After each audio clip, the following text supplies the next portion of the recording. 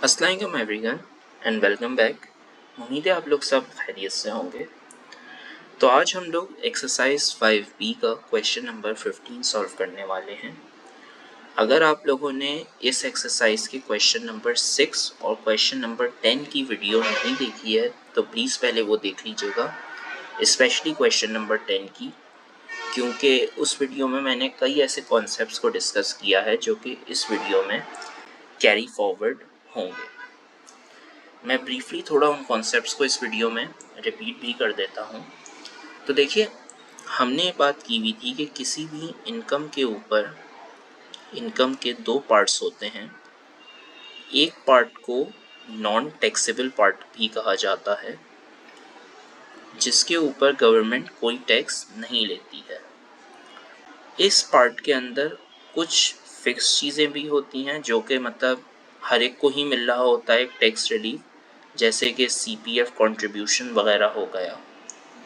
और कुछ चीज़ें वेरिएबल होती हैं, यानी कि वो डिपेंड करती हैं कि आपके कितने बच्चे हैं और आप कितने पेरेंट्स का ख्याल रख रहे हैं वगैरह, राइट। दूसरा इनकम का हिस्सा टैक्सेबल पार्ट होता है, और इस टैक्सेबल पार्ट के ऊपर भी टैक्स ब्रैकेट्स में लगता है, क्योंकि majority of the countries progressive taxation का सिस्टम फॉलो करती हैं, जिसके अंदर आपकी सैलरी के फर्स्ट हिस्से में एक सर्टेन परसेंटेज से टैक्स लगता है, उसके बाद वाले हिस्से में उससे ज़्यादा परसेंटेज का कोई टैक्स लग रहा होता है, और उसके बाद वाले हिस्से में उससे ज़्यादा टैक्स लग रहा होता है। अगर आपको याद हो तो क्वेश्चन नंबर 6 में हमने ये देखा था कि 0 से 20,000 तक की सैलरी के ऊपर कोई टैक्स नहीं लग रहा था, क्योंकि वो एक तरह से एक नॉन टैक्सेबल पार्ट था आपकी इनकम का। उसके अगले 10,000 के ऊपर 2% का इनकम टैक्स लग रहा था, जबकि उसके अगले $10,000 के ऊपर आपके ऊपर 3.5% का टैक्स लग रहा था, राइट।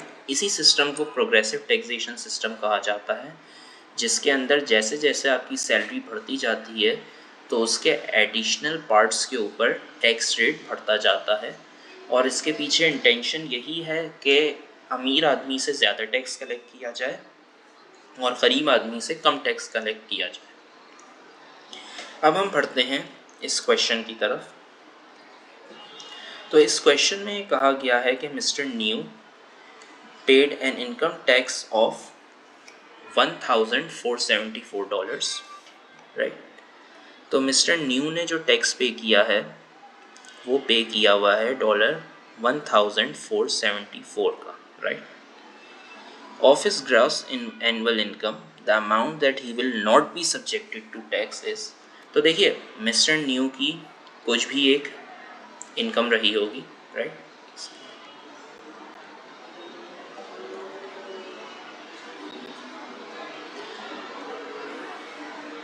मिस्टर न्यू की कोई भी एक इनकम रही होगी, जिसको हम अभी फ़िलहाल के लिए एक्स नाम दे देते हैं।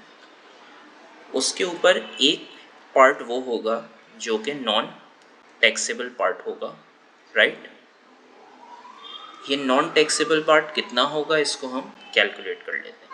तो देखिए, पर्सनल रिलीफ में $3,000 मिस्टर न्यू को मिल रहा है, जिसके ऊपर टैक्स नहीं लगेगा।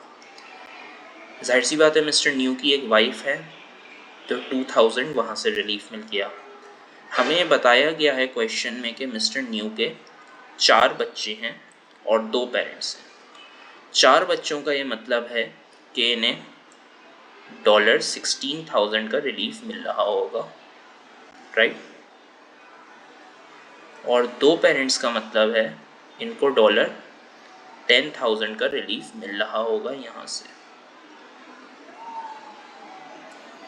उसके अलावा CPF कंट्रीब्यूशन के उन्हें $15,600 का रिलीफ मिल रहा है, जबकि उन्होंने जाहिर सी बात है कोई चैरिटेबल डोनेशंस की होंगी किसी NGO वगैरह को, तो गवर्नमेंट उस इनकम के हिस्से के ऊपर भी आपसे टैक्स नहीं लेती। ये टोटल सैलरी का नॉन टैक्सेबल पार्ट हमारे पास आ रहा है $46,800, राइट।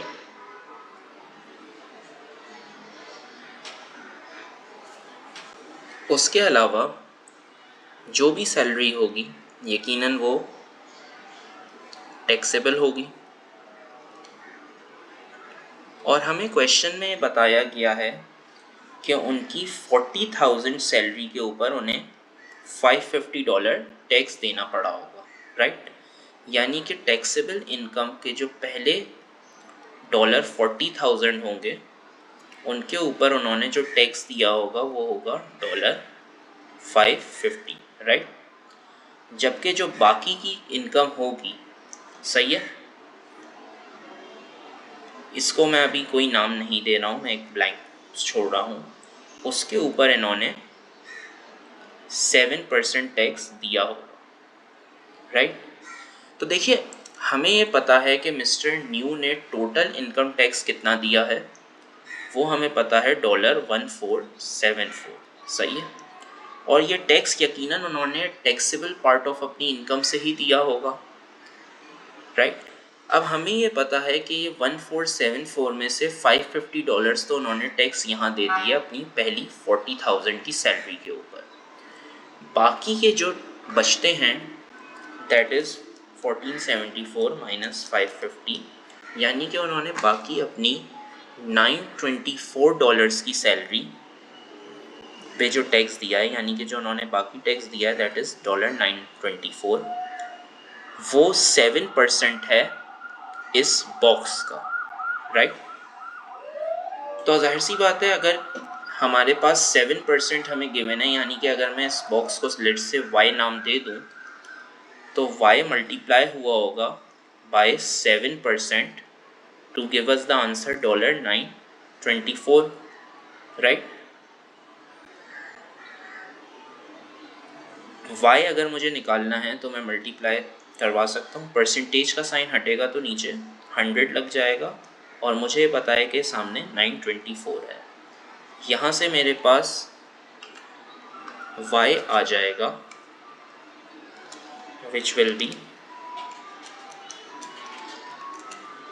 $13,200, राइट।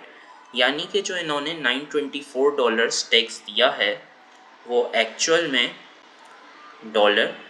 $13,200 के ऊपर दिया है, राइट। तो यहाँ से हमें ये बात पता लग गई कि जो टैक्सेबल पार्ट ऑफ इनकम है वो $40,000 है प्लस $13,200 है, प्लस जो तनख्वाह का नॉन टैक्सेबल पार्ट है विच इज़ $46,800, राइट।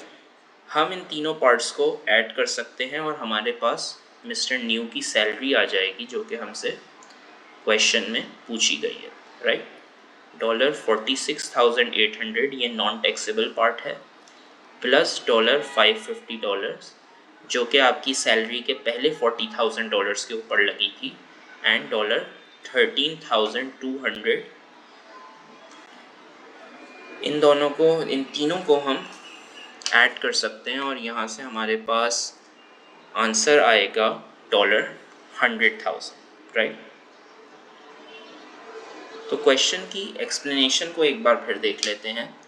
देखिए हमने अज्यूम किया इनिशियली कि इनकी सैलरी x रही होगी। हमने ये कैलकुलेट कर लिया कि जो non taxable part of income है वो कितना आया होगा, जो कि हमारे पास $46,800 आया। जो टैक्सेबल पार्ट था उसके पहले $40,000 के ऊपर $550 का टैक्स लग रहा था, जबकि जो बाकी का टैक्सेबल पार्ट था जिसको हमने y का नाम दिया उसके ऊपर 7% टैक्स लग रहा था और $924 टैक्स जा रहा था। तो वहाँ से यकीनन मुझे पता था कि भाई y का 7% इज़ $924, तो मैंने y वहाँ से निकाल लिया। वंस मेरे पास y आ गया तो मुझे पता था कि टैक्सेबल इनकम के जो दो पार्ट्स हैं वो मुझे पता हैं, एक $40,000 है और एक $13,200 है। इन दोनों को और non taxable part of income जो कि $46,800 था। इन तीनों को मैंने ऐड कर लिया और मेरे पास फाइनल इनकम मिस्टर न्यू की $100,000 आ गई। अगर आप लोगों को मेरी ये वीडियो पसंद आई हो तो प्लीज़ इसे लाइक एंड शेयर कर दीजिएगा। अगर आप लोगों को कोई क्वेश्चंस हो तो वो आप कमेंट सेक्शन में पूछ सकते हैं, और अगर आप लोगों को मेरे चैनल का कंटेंट पसंद है तो प्लीज़ इसे सब्सक्राइब भी कर दीजिएगा। तब तक के लिए अल्लाह हाफ़िज़।